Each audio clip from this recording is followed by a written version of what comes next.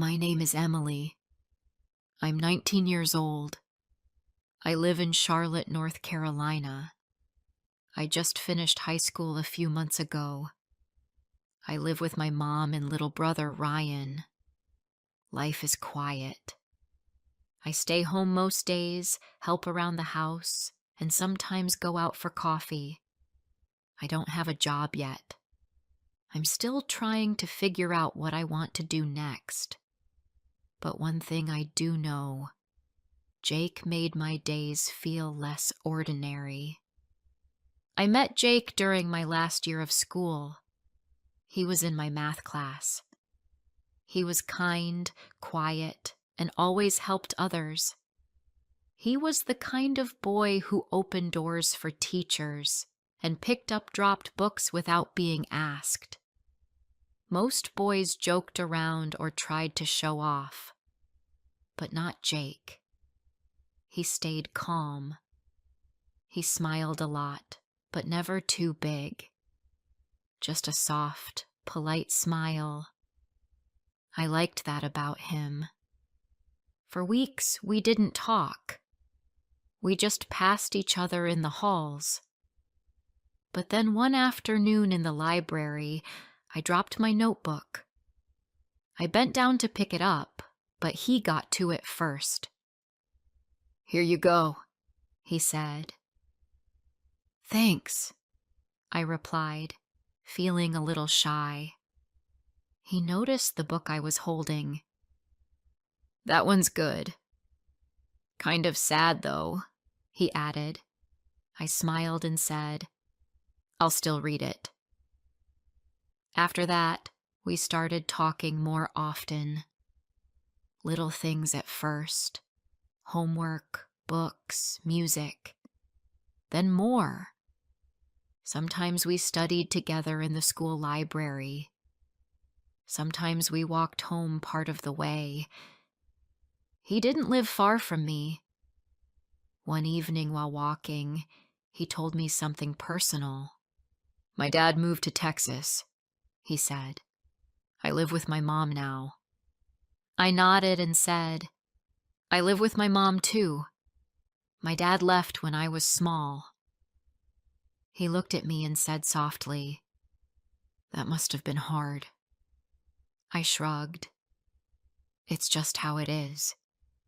He paused, then said, "You're stronger than you look." My heart felt warm after that. I kept hearing his words again in my head when I went to sleep that night. Over time, I started thinking about Jake more. He was gentle. He made me feel seen. I didn't know if he liked me the same way, but I wanted to be near him. I started waiting for his messages. I smiled more when he was around. I wasn't sure what it meant yet, but it felt like something real. Then came Rachel. Rachel was smart and very pretty. She wore nice clothes and always had perfect hair. She laughed a lot. People liked her. I had nothing against her, but something about her made me feel unsure. One day, I saw her talking to Jake. She touched his arm and laughed at something he said. He smiled back. It was a small moment, but it stayed with me. Later that week, I saw her sit beside him in the cafeteria. She gave him a juice bottle. He said thanks and opened it. They talked for a while. I sat at a different table and watched. I couldn't eat much. I felt something strange inside me. I didn't want to name it yet, but I felt it all the same. That evening, I messaged Jake. "Hey, want to go for a short walk after dinner?" He replied, "Sorry, I've got plans tonight. Maybe tomorrow?" I typed back, "No problem." But I didn't ask who the plans were with. I didn't want to sound like I cared too much. The next day, I saw him and Rachel walking together near the bookstore downtown. They were laughing. Again, that strange feeling came back. It was like a quiet pain, sitting just under my chest. I didn't say anything to Jake the next time I saw him, but later that night, he messaged me, "Can we talk tomorrow? Just us?" I said yes. We met at the small park near my house. The air was cool. The sky looked soft and gray. We sat on a wooden bench near the trees. "I saw you and Rachel," I said, trying to keep my voice calm. He nodded. "Yeah. She's been around a lot lately." "Do you like her?" I asked. Jake looked away for a second. Then he said, "She's nice, but I don't know what I feel right now." I looked down at my hands. "So why do you spend time with her?" He took a deep breath. "I guess I'm just tired. People expect things from me. Rachel wants things too. But it's hard to think sometimes." "I don't want anything from you," I said quietly. He looked at me. His voice softened. "I know. That's why I like being around you." I didn't say anything, but inside, my heart started to hope again.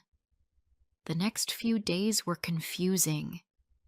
Jake still messaged me, still talked to me at school, but he also spent time with Rachel. She started posting pictures on her social media. One was a photo of them sitting at a table together. She had written, "My favorite person." I stared at the photo for a long time. My stomach felt tight. I didn't know what they were. I didn't know what we were.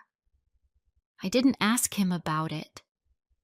I didn't want to seem jealous, but I was. A few days later, Rachel came up to me at lunch. She smiled. "Hey, Emily. I know you and Jake are close." I nodded, unsure of where this was going. "He's great," she said. "We've been hanging out a lot." Her smile didn't reach her eyes. Then she walked away. I sat there, unable to eat. I didn't know if that was a warning or just her way of telling me that I was too late. That evening, I went back to the park bench where I had talked to Jake. I sat alone, hoping he might come. But he didn't. The next morning at school, I saw him by the lockers. He looked tired. "You okay?" I asked. He gave a small smile. "Just thinking too much." "Me too," I said. He looked at me for a long second. "You're one of the few people I feel normal around." I wanted to hold on to that moment. I wanted to ask him to stop seeing Rachel, but I didn't. I didn't want to push, so I stayed quiet. I didn't know what would happen next, but I could feel something shifting, and not in a way that felt good. Before I go on, I need to know, where are you listening from? Knowing someone hears me, understands me, gives me strength. The next few weeks passed slowly. Jake still talked to me, but something had changed. Sometimes he was quiet, even when we were alone. Sometimes he replied late to my messages. And Rachel? She was always around. At school, at the coffee shop, outside the library. Always smiling. Always near him. One day, I saw them walking together again. This time, she was holding his arm. I watched from across the street. I tried to tell myself it didn't matter, but it did. It mattered more than I wanted it to. That night, I couldn't sleep. I stared at my ceiling and thought about everything. About Jake, about Rachel, about the way things used to feel simple. I thought about how much I liked him, how safe I felt when we talked. I missed that feeling. I missed him, and yet he wasn't even gone. The next day at school, I tried to act normal. I smiled at my classmates. I did my work, but my heart felt heavy. During lunch, I saw Jake sitting alone at the edge of the courtyard. I walked over and sat down beside him. "You okay?" I asked. He looked at me and nodded. "Yeah, just tired." There was a long pause. Then I said, "You don't talk to me as much lately." Jake looked down. "I know. I'm sorry." I waited, hoping he'd say more, hoping he'd explain. But he didn't. Are you with Rachel now?" I asked. He didn't answer right away. Then he said, "I don't know. She likes me, I guess. I'm trying to figure things out." I bit my lip. "And me? What about us?" Jake looked at me, and for a moment I thought he was going to say something honest, something real, but instead he just said, "I don't want to hurt anyone." Those words hurt more than anything. I stood up. "You already are." I walked away before he could say anything else. Later that evening, I went to my favorite spot near the lake. It was quiet there. I sat on the bench and watched the water move. I thought about the past few months, about the library, about the park, about the way Jake made me feel when he said I was strong. It all felt far away now. The next day, I saw Rachel again. She smiled at me in the hallway. "Hey," she said like nothing was wrong. I didn't smile back. "You win," I said quietly. She tilted her head. "Win what?" "Jake," I said. "You got what you wanted." She laughed a little. "Is that what you think? That this is some kind of game?" I looked at her. "Isn't it?" Rachel didn't answer. She just walked away, her smile gone. After that, things got even colder. Jake stopped texting me. He didn't sit with me at lunch. He stopped walking my way after school.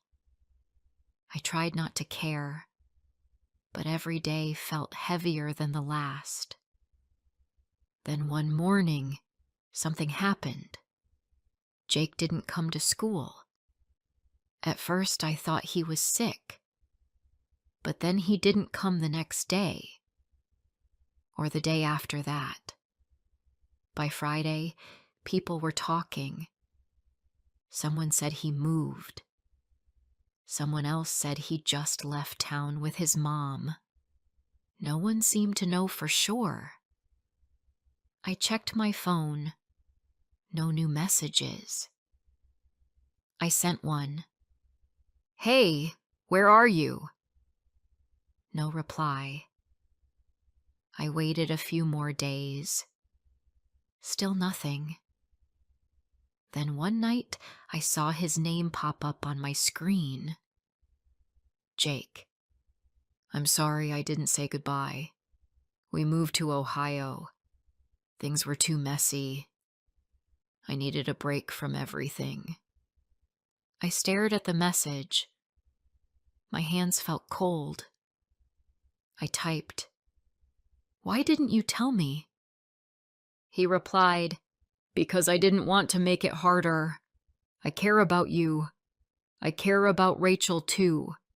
But I couldn't choose. So I left." I didn't know what to say, so I didn't reply. That night, I sat in bed and cried. Not loud, not messy, just quiet tears that wouldn't stop. I wasn't crying because I lost him. I was crying because there was never a choice. We both gave our hearts to someone who couldn't hold them. At school, people kept talking about Jake. Rachel didn't say much. She looked different now. Not happy, not proud, just quiet. We passed each other in the hall one afternoon. We didn't speak. We didn't smile. We were two girls who wanted the same boy, and neither of us got him. Later that week, I went back to the lake. The bench was empty. The wind was soft. I sat there and closed my eyes. I thought about what Jake said, that he couldn't choose. Maybe he was right.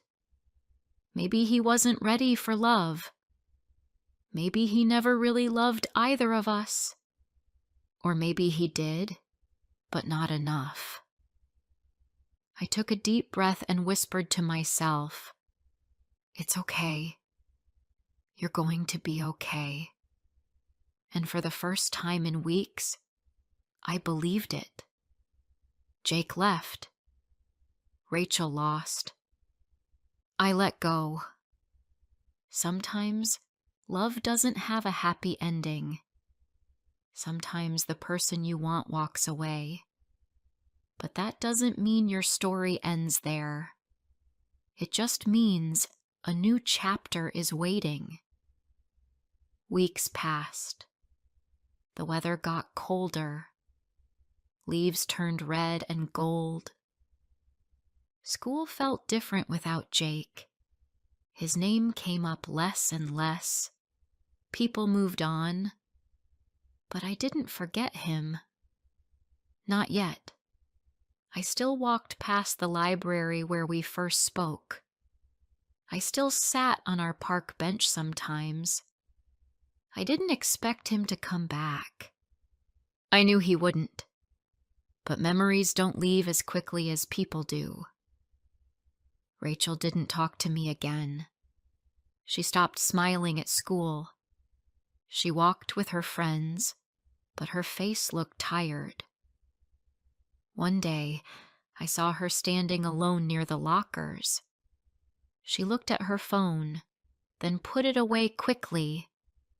I knew that feeling, waiting for a message that never comes. We never said it out loud, but both of us had the same truth in our hearts. Jake left, and we were both just names in his story. One afternoon, I sat at the lake again. I watched the water move slowly. The sky was soft and gray. I remembered the last time Jake sat beside me. I remembered his quiet voice and the way he looked down when he didn't know what to say. He was never cruel. He was just unsure. Maybe that was worse. I pulled out my phone and read his last message again. I couldn't choose, so I left. I stared at those words. Part of me wanted to be angry, but I wasn't. I was just tired. I stood up and walked around the water. The air was cool on my face. For the first time, I felt something different. Not sadness, not pain, just peace. He was gone. And now, I could begin again. A few days later, I saw Rachel at the small bookstore near school. She was looking at the poetry section. I was just there to buy a notebook. I almost walked away, but then I saw her wipe her eyes. She turned and saw me. For a second, we just stood there, two girls with the same story. She walked up to me. Her voice was soft. "Do you still think I won?" I shook my head. "No. I think we both lost." She gave a sad smile. "I guess that's true." We didn't talk long, just a few words. But in that small moment, I didn't feel alone anymore. We both liked the same boy. We both gave him pieces of our hearts, and he left both behind. That night, I wrote in my notebook. I wrote about Jake, about what he meant to me, about how he made me feel strong, then confused, then invisible. I didn't write to send it to him. I wrote so I could stop carrying the weight in my chest. I started writing more after that. Not about Jake, about other things, dreams, plans, myself.